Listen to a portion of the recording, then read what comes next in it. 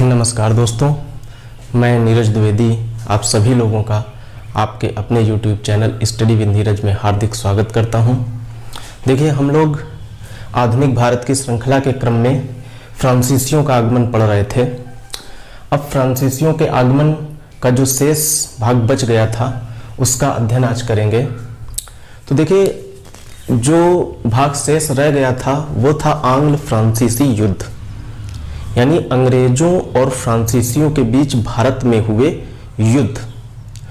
तो देखिए, अंग्रेज भी व्यापार कर रहे थे, फ्रांसीसी भी व्यापार कर रहे थे, तो स्वाभाविक है दोनों में व्यापारिक प्रतिस्पर्धा होगी और उस व्यापारिक प्रतिस्पर्धा के कारण ही दोनों में युद्ध भी होगा। तो भारत में जब दोनों कंपनियां व्यापार कर रही थी तो इस दौरान काफी युद्ध हुए दोनों में। तो जो प्रमुख तीन युद्ध हैं, प्रमुख तीन युद्ध आंग्ल फ्रांसीसी युद्ध, उनको हम आज अध्ययन करेंगे। इन तीन आंग्ल फ्रांसीसी युद्ध को कर्नाटक युद्ध के नाम से भी जाना जाता है, यानी कर्नाटक युद्ध के नाम से ही ये तीन आंग्ल फ्रांसीसी युद्ध प्रसिद्ध हैं।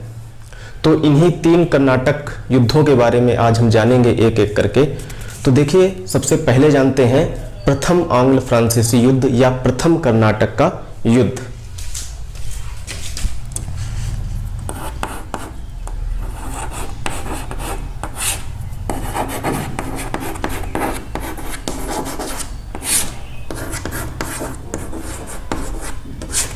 देखिए, प्रथम कर्नाटक युद्ध। इस प्रथम कर्नाटक युद्ध को जानने से पहले थोड़ा सा समझते हैं कि आखिरकार इन युद्धों के कारण क्या थे। जो तीन आंग्ल फ्रांसीसी युद्ध हुए, आखिरकार इन युद्धों के कारण क्या थे। तो इन कारणों को हम दो भागों में बांटेंगे, एक कारण स्थायी कारण और दूसरा तात्कालिक कारण।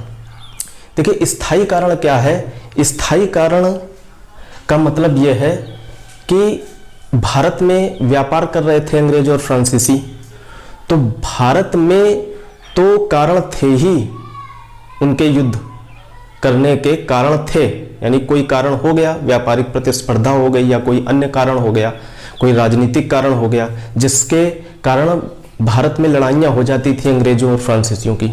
तो वो कारण तो था ही, भारत में वो कारण तो था ही। इसके अलावा ये अंग्रेज और फ्रांसीसी यूरोप में भी आपस में लड़ा करते थे। यूरोप में भी आपस में ये अंग्रेज और फ्रांसीसी एक दूसरे से लड़ा करते थे किसी न किसी वजह से, किसी न किसी कारण को लेकर के।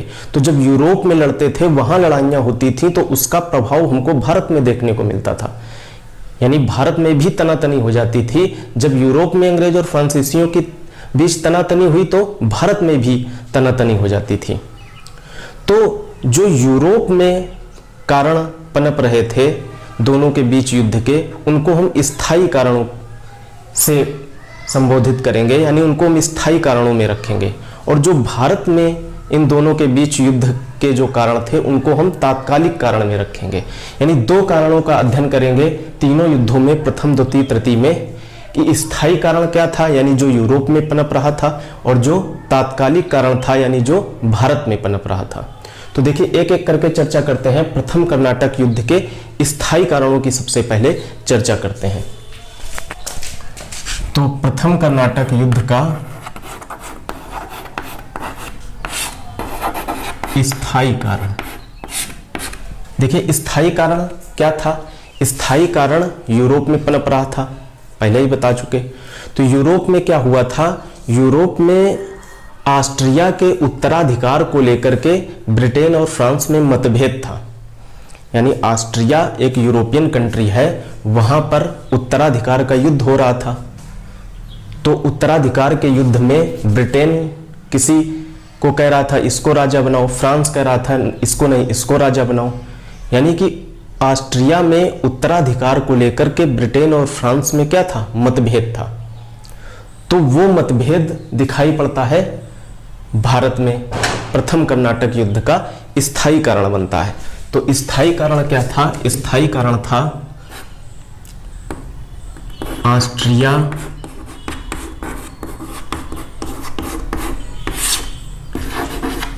के ऑस्ट्रिया के उत्तराधिकार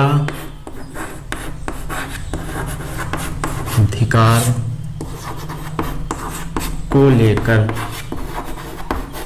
मतभेद,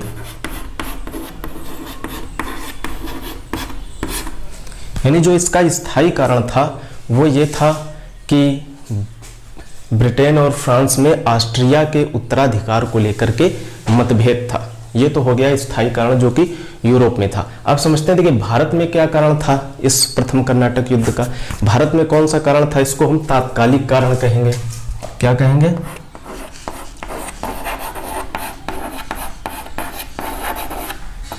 तात्कालिक कारण। तो देखिए तात्कालिक कारण क्या था? तात्कालिक कारण ये था कि जो फ्रांसीसी जलपोत थे वो एक बार हिंद महासागर के मार्ग से होते हुए भारत में आ रहे थे। फ्रांसीसी जलपोत हिंद महासागर के मार्ग से होकर के भारत की ओर आ रहे थे। तो इन फ्रांसीसी जलपोतों को एक अंग्रेज अधिकारी था, उस अंग्रेज अधिकारी का नाम था बर्नेट। उस अंग्रेज अधिकारी का नाम था बर्नेट। उसने क्या किया कि जो फ्रांसीसी जलपोत थे उनको पकड़ लिया। तो जब फ्रांसीसी जलपोतों को पकड़ लिया तो दोनों में क्या हो गया, ब्रिटेन और फ्रांस में तनातनी हो गई। और तनातनी यूरोप में पहले ही चल रही थी ऑस्ट्रिया के उत्तराधिकार को लेकर के, तो वहां तनातनी चल रही थी और एक बर्नेट ने यह काम कर दिया। तो क्या हो गया, आग में घी डालने का काम। तो भाई दोनों में युद्ध शुरू। तो इस प्रकार से प्रथम कर्नाटक युद्ध के दोनों कारणों पर चर्चा हो गई, एक तो स्थायी कारण और दूसरा तात्कालिक कारण। अब देखिए इस जो प्रथम कर्नाटक युद्ध हुआ उसमें मुख्य रूप से कौन सा युद्ध था, ये जानेंगे कि कौन सा मुख्य युद्ध था जो ब्रिटेन और फ्रांस में लड़ा गया आपस में। भारत के अंदर अंग्रेजों और फ्रांसीसियों के बीच में प्रथम कर्नाटक युद्ध के दौरान कौन सा युद्ध लड़ा गया। देखिए युद्ध, लड़ाइयां अनेक हुई इस प्रथम कर्नाटक युद्ध के दौरान, लड़ाइयां अनेक हुई, लेकिन जो मुख्य युद्ध है उस युद्ध के बारे में जानेंगे। तो जो इस कर्नाटक युद्ध से संबंधित प्रमुख युद्ध है उसको जानेंगे। तो संबंधित जो प्रमुख युद्ध था वो था 1748 में सेंट थोम का युद्ध। सेंट थोम का युद्ध, या इसी को देखिए अड्यार का युद्ध भी कहा जाता है। अड्यार का युद्ध। तो इस प्रथम कर्नाटक युद्ध से संबंधित जो अंग्रेजों और फ्रांसीसियों के बीच प्रमुख युद्ध था वो था सेंट थोम का युद्ध, या इसी को कहा जाता है अड्यार का युद्ध। सेंट थोम का युद्ध कहें या अड्यार का युद्ध कहें, एक ही बात है। अब देखिए इस युद्ध का समापन कैसे हुआ। भाई प्रथम कर्नाटक युद्ध का समापन कैसे हुआ? तो समापन किसी युद्ध का कैसे होता है, जब दोनों के बीच में संधि होती है। तो ऐसा यहां पर भी हुआ। ब्रिटेन में और फ्रांस में दोनों में संधि हुई, और यह संधि भारत में नहीं हुई, यह संधि कहां पर होगी, यूरोप में होगी। तो जब यूरोप में संधि हो जाएगी तो यह युद्ध जो है प्रथम कर्नाटक युद्ध, इस युद्ध का समापन हो जाएगा। तो वो संधि कब हुई? देखिए 1748 में ही हुई। 1748 ईस्वी में सेंट थोम के युद्ध के बाद ही संधि हुई, और कहां पर पे हुई, यूरोप में हुई। तो उस संधि का नाम क्या था, बस ये जानते हैं। देखिए संधि कौन सी हुई 1748 में, इस संधि का नाम था एक्स ला चैपेल की संधि। एक्सला चैपेल की संधि।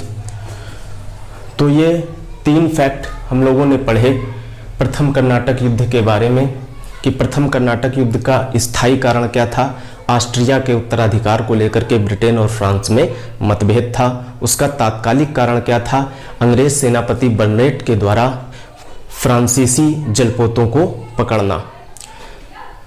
प्रमुख इससे संबंधित युद्ध कौन सा था? 1748 ईस्वी में सेंट थोम का युद्ध, या इसी को अडयार का युद्ध भी कहा जाता है।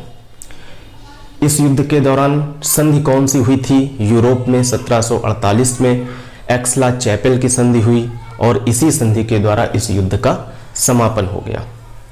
तो इस प्रकार से हम लोगों ने प्रथम कर्नाटक युद्ध के बारे में जाना।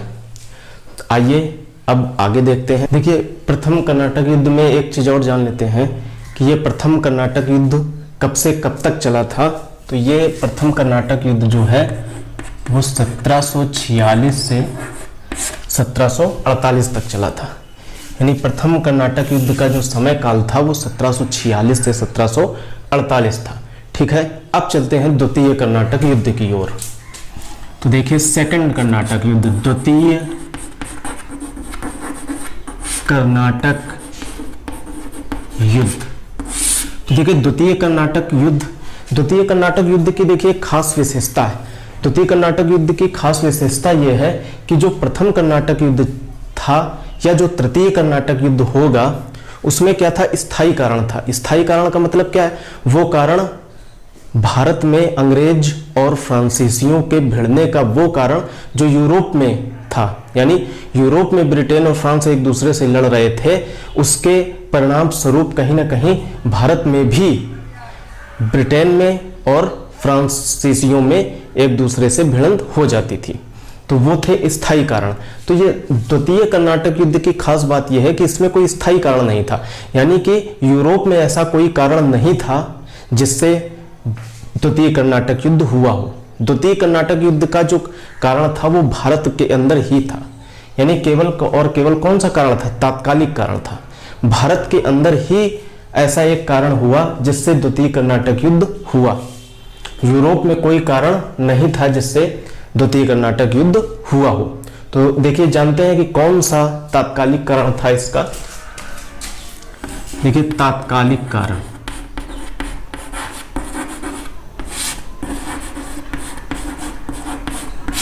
तात्कालिक कारण। तो देखिए, सेकंड कर्नाटक युद्ध का तात्कालिक कारण था हैदराबाद और कर्नाटक की नवाबी को लेकर उत्तराधिकार का संघर्ष चल रहा था। ब्रिटेन वाले किसी को राजा बनाना चाहते थे, फ्रांस वाले दूसरे को राजा बनाना चाहते थे। तो इसलिए दोनों में आपस में क्या था? मतभेद था, अंग्रेजों में और फ्रांसीसियों में, इसी बात को लेकर। यानी हैदराबाद और कर्नाटक की नवाबी को लेकर के जो है इन दोनों में ही आपस में मतभेद था। तो यही मुख्य कारण था द्वितीय कर्नाटक युद्ध का। यानी द्वितीय कर्नाटक युद्ध का जो तात्कालिक कारण था वो था हैदराबाद व कर्नाटक की नवाबी को लेकर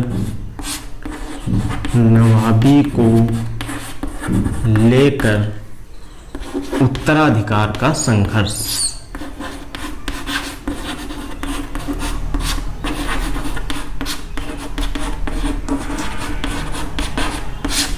हैदराबाद व कर्नाटक की नवाबी को लेकर के उत्तराधिकार का संघर्ष, ये जो था वो द्वितीय कर्नाटक युद्ध का तात्कालिक कारण था। अब तात्कालिक कारण हो गया, अब कौन सा वो युद्ध था, संबंधित युद्ध, द्वितीय कर्नाटक युद्ध से संबंधित युद्ध जो अंग्रेज और फ्रांसीसियों के बीच में लड़ा गया था। तो देखिए, संबंधित प्रमुख युद्ध की बात जानते हैं। तो जो प्रमुख युद्ध था वो था अंबूर का युद्ध। अंबूर का युद्ध, इस द्वितीय कर्नाटक युद्ध में अंबूर का युद्ध लड़ा गया था। किस किस के बीच लड़ा गया था? अंग्रेजों और फ्रांसीसियों के बीच में। तो युद्ध हो गया। अब आगे देखते हैं कौन सी संधि हुई। कौन सी संधि हुई जिसके बाद जो है वो ये द्वितीय कर्नाटक युद्ध समाप्त हो गया। तो 1755 में जो है पांडिचेरी की संधि हुई, पांडिचेरी की संधि, या इसी पांडिचेरी की संधि को जो है गोडेहू की संधि भी कहा जाता है, गोडेहू की संधि। इसी पांडिचेरी की संधि को गोडेहू की संधि भी कहा जाता है। गोडेहू देखे कौन था? गोडेहू जो है वो फ्रांसीसी गवर्नर जनरल था। ये पिछली क्लास में हमने बताया हुआ था कि जब द्वितीय कर्नाटक युद्ध में फ्रांसीसियों की हार हो गई थी, तब एक डुप्ले गवर्नर जनरल था, फ्रांसीसी गवर्नर जनरल, उसको हटा करके गोडेहू को बना दिया गया था गवर्नर जनरल। ये पिछली क्लास में बताया हुआ था। तो ये वही गोडेहू है, चूंकि गवर्नर जनरल है उस समय, तो जो ये पांडिचेरी की संधि है इसी को कह दिया जाता है कि ये गोडेहू की संधि भी है, यानी गोडेहू की संधि के नाम से भी इस पांडिचेरी की संधि को जाना जाता है।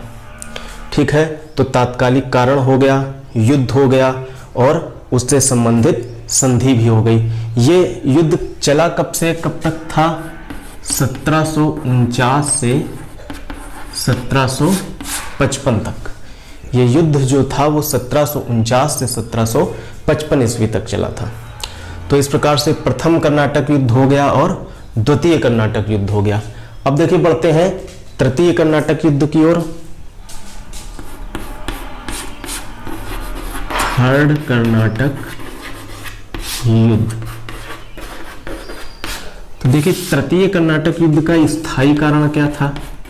स्थायी कारण मतलब समझ ही रहे होंगे आप कि वह कारण जो युद्ध का, वह कारण जो भारत में नहीं वरन कहां पनप रहा है? यूरोप में पनप रहा है। तो देखिए स्थायी कारण था सप्तवर्षीय युद्ध। सप्तवर्षीय युद्ध। यह सप्तवर्षीय युद्ध क्या था? सप्तवर्षीय युद्ध जब हम विश्व इतिहास पढ़ते हैं तब विश्व इतिहास में यह सप्तवर्षीय युद्ध आता है। 7 वर्षों तक चला था। इस सप्तवर्षीय युद्ध में ब्रिटेन और फ्रांस एक दूसरे के विरोधी थे। ब्रिटेन और फ्रांस जो थे इस सप्तवर्षीय युद्ध में एक दूसरे के विरोधी थे। ये सप्तवर्षीय युद्ध जो है वो कब से कब तक चला हुआ था? 1756 से 1763 तक। 1756 से 1763 के बीच में एक सप्तवर्षीय युद्ध चल रहा था उस समय। तो ब्रिटेन और फ्रांस इस सप्तवर्षीय युद्ध में एक दूसरे के विरोधी थे। तो ये स्थायी कारण था तृतीय कर्नाटक युद्ध का। अब देखिए तात्कालिक कारण क्या था?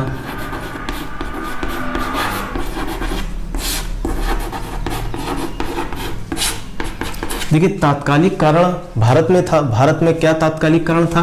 देखिए आपने एक नाम सुना होगा चंद्रनगर का। चंद्रनगर कहाँ पड़ता है? बंगाल में। तो इस चंद्रनगर, बंगाल पर कब्जा करना चाहते थे अंग्रेज भी और फ्रांसीसी भी। अंग्रेज कौन था जो कब्जा करना चाहता था? Robert Clive. रॉबर्ट क्लाइव का नाम आप लोगों ने सुना होगा। रॉबर्ट क्लाइव जो है वो कब्जा करना चाहता था कहां पर? चंद्रनगर में।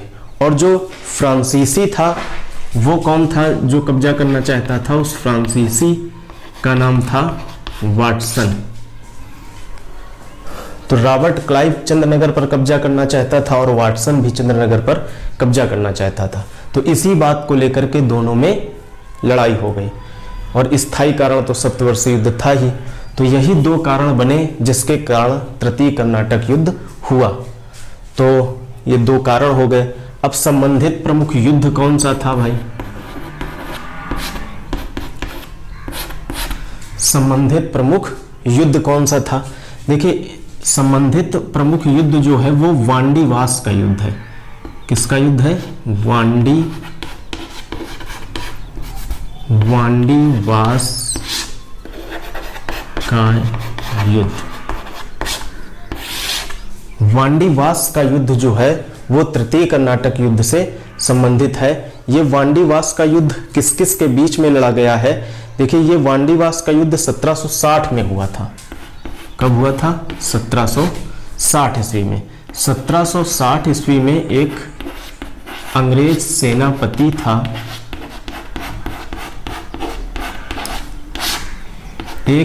सेनापति था, उसका नाम था आयरकूट, और एक फ्रांसीसी गवर्नर जनरल था,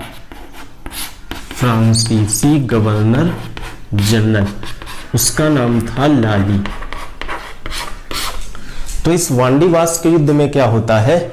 अंग्रेज सेनापति आयरकूट ने फ्रांसीसी गवर्नर जनरल लाली को हरा दिया, यानी फ्रांसीसी हार गए, अंग्रेज जीत गए। कब हुआ था वांडीवास का युद्ध? 1760 ईस्वी में। तो वास्तव में यही वांडीवास के युद्ध के बाद ही भारत में फ्रांसीसियों की स्थिति कमजोर हो गई। तो ये प्रश्न पूछा जाता है कि किस कर्नाटक युद्ध के बाद भारत में फ्रांसीसियों की स्थिति कमजोर हो गई? तो वो था तृतीय कर्नाटक युद्ध, और स्पेशल युद्ध का जो नाम था वो था वांडीवास का युद्ध। वांडीवास का युद्ध कब लड़ा गया था, इसका सन भी याद रखेंगे, महत्वपूर्ण है, 1760 ईस्वी में। हाँ देखिए, ये तृतीय कर्नाटक युद्ध किस संधि के द्वारा समाप्त हुआ? तो यूरोप में संधि हुई 1763 में। 1763 में यूरोप में संधि होती है। उस संधि का नाम था पेरिस की संधि। तो इस पेरिस की संधि के बाद ये तृतीय कर्नाटक युद्ध समाप्त हो जाता है। तो ये तीनों कर्नाटक युद्ध हो गए, प्रथम कर्नाटक युद्ध, द्वितीय और तृतीय कर्नाटक युद्ध। अब आगे इसी के और कुछ फैक्टों को जानते हैं। हाँ तो देखिए, 3 कर्नाटक युद्ध हम पढ़ चुके हैं। अब कुछ ये फैक्ट पढ़ते हैं जो भी हम पढ़ चुके हैं कंपनियों के बारे में, उनको एक सीरियल से लगा लेते हैं। तो ये सीरियल हम पढ़ेंगे। थोड़ा सा एक चीज और जान लेते हैं, तृतीय कर्नाटक युद्ध में क्या हुआ था? तृतीय कर्नाटक युद्ध में ही 1761 में, यानी तृतीय कर्नाटक युद्ध के दौरान ही 1761 में अंग्रेजों ने क्या किया था? अंग्रेजों ने फ्रांसीसियों से पांडिचेरी का क्षेत्र छीन लिया था 1761 में। फिर बाद में हमने बताया था तृतीय कर्नाटक युद्ध में संधि हुई थी, पेरिस की संधि। तो पेरिस की संधि जब हुई थी तब ये पांडिचेरी का क्षेत्र जो है वो अंग्रेजों ने वापस कर दिया था फ्रांसीसियों को।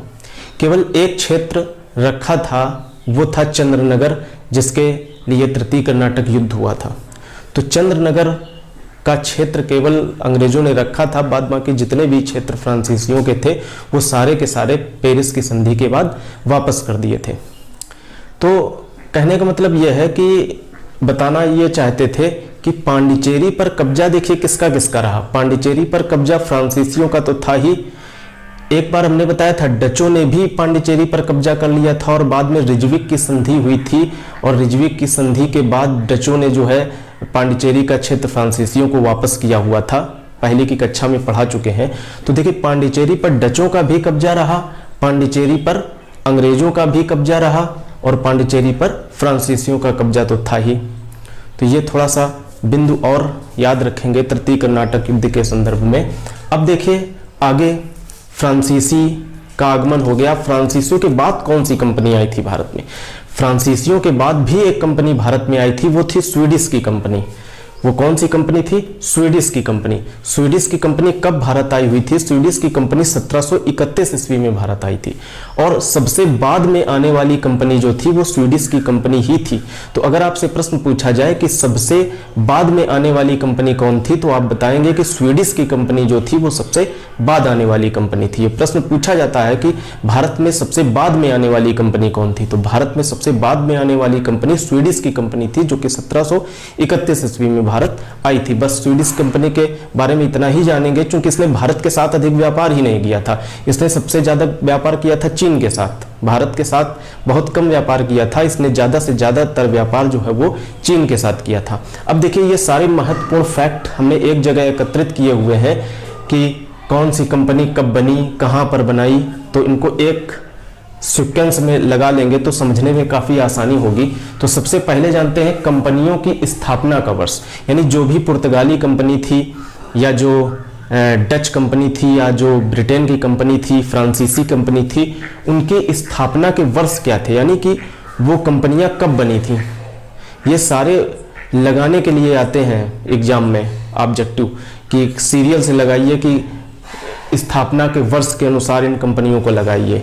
तो कंपनियों की स्थापना के वर्ष के अनुसार अगर लगाने को कहेगा तो आप देखिए, सबसे पहले पुर्तगाली कंपनी बनी। पुर्तगाली कंपनी कब बनी थी? 1498 ईस्वी में। फिर अंग्रेजों की कंपनी बनी, कब बनी? 1600 में बनी थी। ये सारे फैक्ट पढ़ा चुके हैं, इनको एक जगह हमने एकत्रित कर लिया है, इकट्ठा कर लिया है ताकि समझने में आसानी हो। तो अंग्रेजों की जो कंपनी बनी थी वो 1600 में, डचों की जो बनी थी 1602 में, फ्रांसीसी की जो बनी थी वो 1664 ईस्वी में। तो क्रम क्या है? सबसे पहले पुर्तगाली की कंपनी बनी, फिर अंग्रेज की बनी, फिर डच की बनी और फिर फ्रांसीसी की बनी। देखिए, ये इसलिए बताया है क्योंकि अगर आप स्थापना के वर्ष के अनुसार देखेंगे तो अंग्रेजों की कंपनी पहले बनी है और डच की कंपनी बाद में बनी है। लेकिन अगर कंपनियों के आगमन का वर्ष देखें कि भारत में किस क्रम से कंपनियां आई हैं, तो सबसे पहले आए हैं पुर्तगाली 1498 में और फिर डच आए हैं 1595 में और इसके बाद अंग्रेज आए हैं 1600 में। लेकिन अगर कंपनियों की स्थापना के वर्ष के हिसाब से देखें तो कंपनी पुर्तगाली की पहले तो बनी, फिर अंग्रेज की बनी और फिर डच की बनी। और लेकिन कंपनी तो बन गई अंग्रेज की पहले, लेकिन अंग्रेज डच के बाद में आए। इस चीज को ध्यान रखेंगे, ये कंफ्यूज करने के लिए बहुत प्रश्न पूछा जाता है। तो भारत में कंपनियों के आगमन के वर्ष के हिसाब से अगर लगाने को कहता है तो पुर्तगाली 1498 ईस्वी में भारत आए, डच कब आए? 1595 में आए, अंग्रेज कब आए? 1600 में आए, अंग्रेज के बाद डेनिस आए थे, बताया था 1616 में, फ्रांसीसी कब आए? 1664 में और स्वीडिश अभी बताया कब आए थे? 1731 में। तो ये कंपनियों के आगमन का वर्ष है कि भारत में किस क्रम से आई हैं कंपनियां। और ये जो बताया है ये क्या है? कंपनियों की स्थापना का वर्ष, यानी ये कंपनियां बनी है जब अपने अपने क्षेत्रों में। तो ये क्रम इस प्रकार से याद रखेंगे। यहाँ पे ध्यान रखना, कंपनियों की स्थापना के वर्ष के हिसाब से अंग्रेज पहले हैं और डच बाद में। लेकिन भारत में आगमन का क्रम अगर देखें तो डच पहले आए और अंग्रेज बाद में। कंपनी अंग्रेज की पहले बनी, डच की बाद में, याद रखेंगे। अब देखिए, कंपनियों द्वारा भारत में फैक्ट्रियों की स्थापना का क्रम। अब किस कंपनी ने कब भारत में अपनी फैक्ट्री डाली और कहां डाली, ये सारे फैक्ट पढ़ चुके हैं, बस एक क्रम से हमने लगाया हुआ है। तो पुर्तगालियों ने अपनी फैक्ट्री कब डाली? 1503 में डाली। कहां डाली थी? कोचीन, केरल में डाली थी। डचों ने अपनी फैक्ट्री कब डाली? 1605 में डाली। कहां डाली? मसूलीपट्टनम, आंध्र प्रदेश में। अंग्रेजों ने कब डाली? 1608 में डाली। कहां डाली? सूरत में डाली। फ्रांसीसियों ने कब डाली? 1668 में डाली। कहां डाली? सूरत में डाली। तो ये वाला क्रम और ये वाला क्रम देखिए सेम है, कंपनियों की स्थापना का क्रम सेम है, पुर्तगाली, फिर डच, फिर अंग्रेज, फिर फ्रांसीसी। इसमें भी जो भारत में आगमन का क्रम है पुर्तगाली, फिर डच, फिर अंग्रेज, फिर फ्रांसीसी। बस इसमें अंतर है कंपनियों की स्थापना का वर्ष में। इसमें अंग्रेज पहले आ जाएंगे और डच बाद में आएंगे। तो इतने सारे फैक्टों को हमने एक जगह एकत्र करके आपको समझा दिया। अब थोड़ा सा और ऑब्जेक्टिव क्वेश्चनों की श्रृंखला में प्रश्न पूछे जाते हैं कि कंपनियों के मुख्यालय कहाँ कहाँ थे। तो पुर्तगाली ईस्ट इंडिया कंपनी का मुख्यालय कहाँ था? गोवा में था। देखिए, ईस्ट इंडिया कंपनी सब थी, सब में लगा दिया जाता है, क्योंकि पूर्वी देशों के साथ व्यापार करने आई थी, इसलिए शब्द जोड़ दिया जाता है ईस्ट इंडिया कंपनी। तो पुर्तगाली ईस्ट इंडिया कंपनी का जो मुख्यालय था वो गोवा में था। डच ईस्ट इंडिया कंपनी का जो मुख्यालय था वो नागपट्टनम में था। ब्रिटिश ईस्ट इंडिया कंपनी का जो मुख्यालय था वो कलकत्ता में था। फ्रेंच ईस्ट इंडिया कंपनी का जो मुख्यालय था वो पांडिचेरी में था। तो ये सारी कंपनियों के मुख्यालय भी हम याद रखेंगे। इसके बाद देखिए, थोड़े से 2-3 ऑब्जेक्टिव क्वेश्चन और पूछे जाते हैं या पूछे गए भी हैं परीक्षाओं में, उनको भी हमने शामिल कर लिया है। देखिए, प्रश्न पूछा जाता है कि यूरोप वासियों को सर्वोत्तम सोरा और अफीम कहां से प्राप्त होता था? भारत के किस राज्य से प्राप्त होता था? तो भारत का वो बिहार राज्य था जहां से यूरोप वासियों को सर्वोत्तम सोरा और अफीम प्राप्त होता था। या दूसरे तरीके से प्रश्न पूछा जाता है कि वो भारत का कौन सा राज्य था जो अंग्रेजों के काल में अफीम के लिए प्रसिद्ध था? तो वो भारत का कौन सा राज्य था? वो बिहार राज्य था, याद रखेंगे। एक प्रश्न और पूछा गया है कि जो ईस्ट इंडिया कंपनी थी, जो अंग्रेजों की कंपनी थी, इसका पहला गवर्नर जनरल कौन था? तो जो ईस्ट इंडिया कंपनी थी, इसका पहला गवर्नर जनरल वारेन हेस्टिंग्स था, और यही वारेन हेस्टिंग्स बंगाल का भी पहला गवर्नर जनरल था। तो जो बंगाल का पहला गवर्नर जनरल था, वही ईस्ट इंडिया कंपनी का पहला गवर्नर जनरल था। इस बात को याद रखेंगे, इसमें कंफ्यूजन नहीं होना चाहिए, इसलिए इस प्रश्न को यहाँ पर शामिल कर लिया। और ये जो गवर्नर जनरल हैं और गवर्नर, ये सब हम आगे पढ़ेंगे, कौन गवर्नर रहा, कौन गवर्नर जनरल रहा। तो इस प्रकार से हम लोगों ने आज भारत में यूरोपियों का आगमन पूर्णतः जो है अच्छी तरीके से कंप्लीट कर लिया है। एक चैप्टर अब आगे की क्लास में आधुनिक भारत की श्रृंखला के क्रम में आगे पढ़ाएंगे। तब तक के लिए धन्यवाद।